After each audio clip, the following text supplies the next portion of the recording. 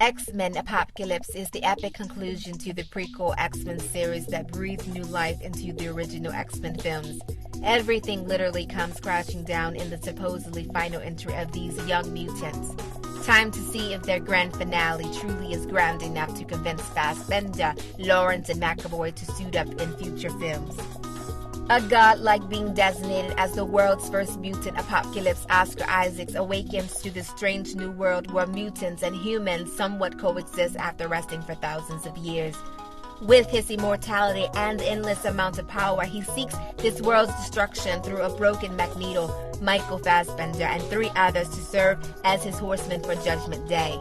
Mystique, Jennifer Lawrence, and Charles Xavier, James McAvoy inspire the mutant students to fight for the world that fears them as X-Men and stop Apocalypse before he wipes out the world and everyone in it, until only the strongest survive. When it comes to word association, the word that comes to mind is epic. This is the definition of epic. None of the other X-Men movies have amazed this level of worldwide destruction. Fassbender, as always, plays Magneto flawlessly and actually delivers some of the most emotional moments in the entire film, particularly one scene involving a tragic loss in his life. This is a cast that has worked well in both previous films, successfully adding new characters and expanding on old ones with each new entry. It's Oscar Isaacs as the titular villain that literally and figuratively blows you away with his performance. Isaacs brings a level of silent eeriness to the role, sounding godlike and coming off monstrously inhuman. His combination of effects, voice alterations, and facial intensity provides something new and interesting to notice about him in every scene.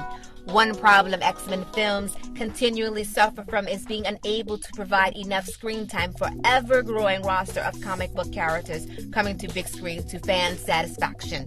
This film is no exception, though Storm and Angel are classic X-Men characters. Their introduction here feels rushed, undeveloped, and wrapped up forward too quickly to make their stay really noteworthy. Impressive as they are, if the global destruction sequences were cut down a bit, there might actually be some time in this 2.5-hour film to actually develop these characters. Overall, I feel X-Men Apocalypse is a staggeringly large amount of epic global destruction that does not fail in blasting this franchise off with a monumental mutant finale. I just felt maybe if we had less CGI Independence Day style destruction scenes and more screen time for this cluttered cast of comic book characters, it might have been as good as Days of Future Past might have been. I give X-Men Apocalypse 2.5 stars out of 4. Oh, and if you see the movie, make sure you stay till after the credits for a teaser scene.